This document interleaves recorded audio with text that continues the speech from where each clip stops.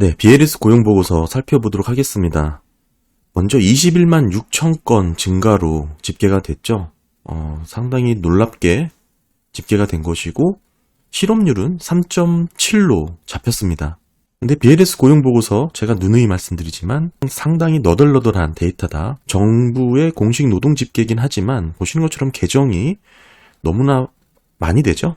이번에 21만 6천 건도 다음에 아마 분명히 개정이 될 것이고 제가 예전부터 이거 꾸준히 보여드리면서 저번 달에도 19만 9천 명 나왔을 때 분명히 높게 나왔지만 개정될 것이다 라고 말씀드렸죠. 이렇게 개정이 또 되었습니다. 다 마찬가지고요. 10월 달 것도 보시면 15만 건 이렇게 계속 집계가 되다가 최종 세 번째 마지막에는 10만 5천 명 상당히 또 4만 5천 명 정도 줄어든 모습. 지금 21만 6천 건도 분명히 개정이 될 것이고 그래서 BLS 고용보고서는 정확도는 좀 떨어진다고 말씀을 드렸죠. 그래서 필라델피아 연은의 데이터, 벤치마크를 통해서 좀 더 정교하게 데이터를 잡는 그런 고용보고서를 보는 게 좋은데 실제적으로 보시게 되면 최근 데이터는 22년 4분기부터 23년 2분기까지 총 9개월 동안 공식 집계는 2.1 증가죠. 하지만 실제 필라델피아 연은의 벤치마크 데이터를 통해서 살펴보면 1.7% 증가에 그쳤다. 그러니까 한마디로 지금 BLS 고용보고서의 통계가 과대 집계되었을 공식 통계보다 과대평가되었을 가능성이 상당히 높다라고 꾸준히 말씀드렸습니다. 이게 정확도가 상당히 높긴 하지만 상당히 늦게 나온다는 점. 최근 자료가 지금 23년 2분기까지만 나온 겁니다. 그리고 3분기는 24년 3월 14일 날 나오게 되는 거고요. 이게 제 얘기가 아니고 BLS의 취업자 통계 방식이 표본 추출 오류 발생 가능성이 상당히 높다. BLS 고용보고서를 통해서 꾸준히 말씀드렸습니다. 따라서 필라델피아 연은의 이 벤치마크를 조정해서 하는 게 더 정확하다 말씀드렸죠. 지금 이렇게 개정이 씩씩 되는 거 이제는 많이 이렇게 휘둘리시는 분들이 없을 것 같긴 한데 그럼에도 시장은 이런 헤드라인에 움직일 수밖에 없고요. 뭐 그런 한계가 있습니다. 그리고 중점적으로 이번 BLS는 사실 저번 달까지는 가계조사가 크게 급증하면서 실업률이 3.7로 잡혔는데 이번 3.7이 잡힌 거는 사실 이제 경제활동 참가율이 조금 낮게 잡히면서 이렇게 계산이 된 측면이 있습니다. 실업률을 계산하는 게 경제활동 참가율이 결국엔 이 식을 거꾸로 해보면 이렇게 되거든요. 그러니까 경제활동 참가율이 높아지면 실업률이 높아지는데 이게 떨어지니까 실업률이 떨어진 것이죠. 그리고 BLS 고용보고서는 가구 대상과 기업 대상 이렇게 나뉜다고 말씀드렸죠. 근데 중요한 것은 가구 대상 같은 경우는 71.3%의 응답률을 보이고 있습니다. 꽤 높은 수준이고 기업 대상은 41.8 상당히 좀 떨어져 있는 수준이죠. 근데 헤드라인은 보시는 것처럼 이 헤드라인은 기업 대상으로 임금 대장을 조상으로 집계된 방식입니다.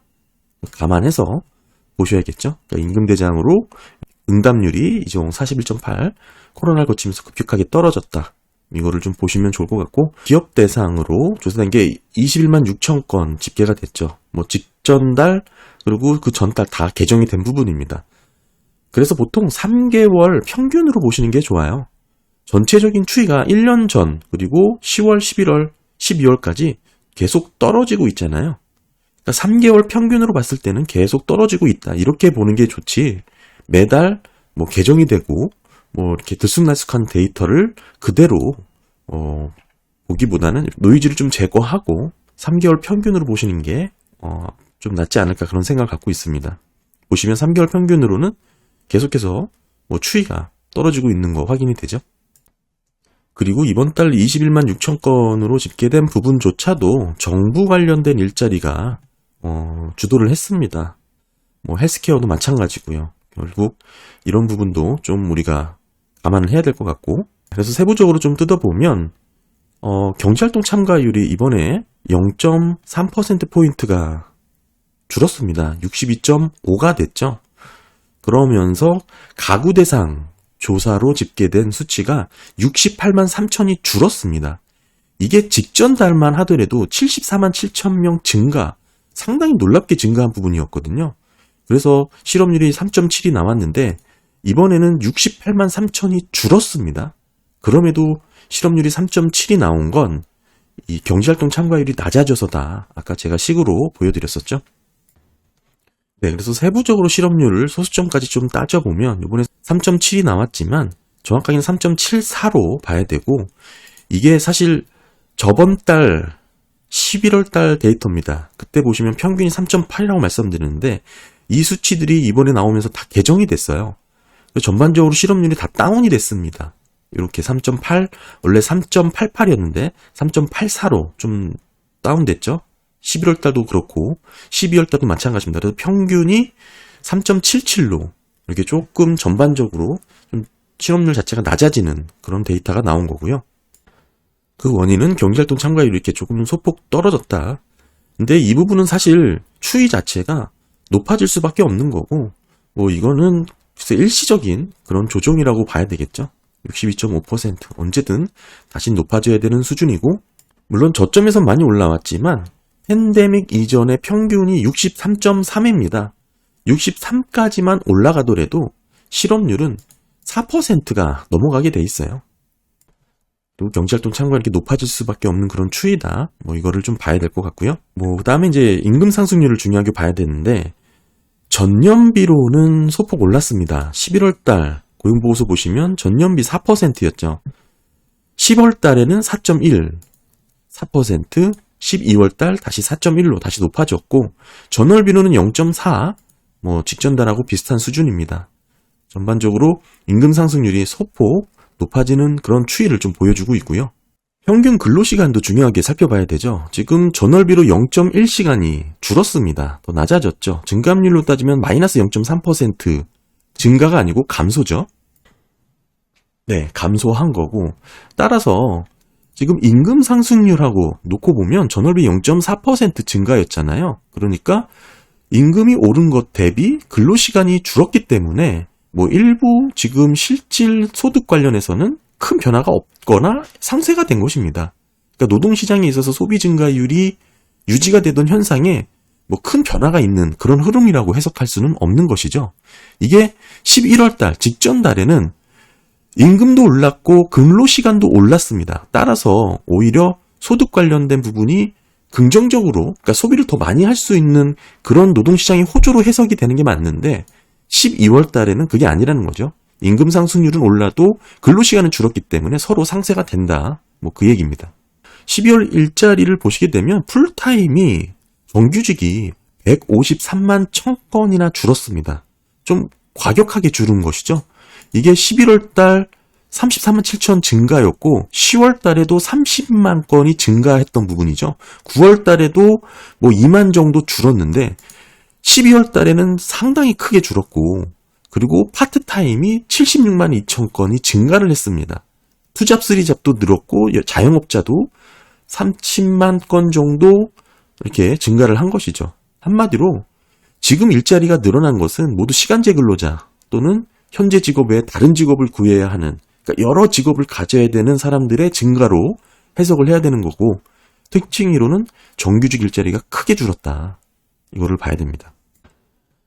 디테일하게 실업률 계산했을 때 보여드렸지만 사실 전반적으로 평균이 좀 낮아졌습니다. 뭐 이번 달 실업률도 낮아졌지만 10월, 11월 달 거까지 다 개정이 되면서 소폭 더 낮아졌으니까 사실 샤메 법칙은 더 후퇴를 했습니다. 이게 가장 높았을 때가 0.33으로 기억을 하는데 그게 저번 달 0.3, 이번 달 0.23까지 더 떨어졌고요. 샤메 법칙의 충족 기준은 0.5입니다. 그러니까 좀 많이 지금 볼륨이 남은 것으로 볼 수가 있고, 하지만 비농업 부분의 고용을 놓고 보면 여전히 전체 밴드의 중간 정도죠. 이게 과거의 경기 침체를 10년 3개월 채권이 역전된 상황의 기간별로 이렇게 표시를 한 겁니다. 따라서 이 빨간색이 지금 현재 수준인데, 뭐 물론 과거 비해 지금 좀 오랫동안 유지가 되고 있는 구간에 들어가 있죠. 예전에는 역전되고 빨리 경기 침체가 있었지만 지금은 뭐 과거 한 3번째, 4번째 정도까지는 지금 시간이 가고 있습니다. 그럼에도 과거 평균 대비 여전히 뭐 특이한 그런 패턴은 아니라는 것이죠. 그러니까 비농업 일자리가 이렇게 늘어나는 게 뭐 정상적인 수준이다라고 봐야 되고, 그리고 가구 대상 조사도 마찬가지입니다. 뭐 지금 줄었죠. 저번에 좀 늘었다가 다시 줄었는데 여전히 그런 평균 통계 안에 이렇게 위치를 하고 있고요. 다만 역전된 기간이 대부분 여기서 이렇게 다 짧게 끝났는데 좀 길게 가는 경우가 있었죠. 그러니까 이번이 거의 세 번째 길게 가고 있는 그런 구간이라는 것은 우리가 확인을 할 수가 있고요. 전반적으로 12월 달 BLS 고용 보고서 헤드라인 자체는 좋게 나왔다고 봐야 되겠지만, 그러니까 한마디로 고용이 탄탄하다고 봐야 되겠지만 그 알맹이를 뜯어보면 여실없이 부실하다 이렇게 봐야 됩니다. 이런 데이터 자체 얼마든지 개정이 휙휙 되는 이런 고용 보고서 어찌됐든 여기에 휘둘리는 시장일 수밖에는 없는데 여전히 3개월 평균을 놓고 봤을 때는 뚜렷하게 줄어들고 있는 게 확인이 되고 있습니다. 물론 여전히 급격하게 감소됐다 이렇게 표현하기는 어렵지만 완만하게 지금 식어가고 있는 모습이 나왔고요. 헤드라인 숫자 빼고는 전반적으로 다 부실한 그런 내용이라고 정리를 할 수 있을 것 같습니다. 정규직 일자리가 이렇게 급격하게 줄었고 파트타임 는 것은 얼마든 언제든 또 쉽게 감소될 수 있는 자리이기 때문에 유념해서 더욱더 살펴봐야 되겠죠. 네, 감사합니다.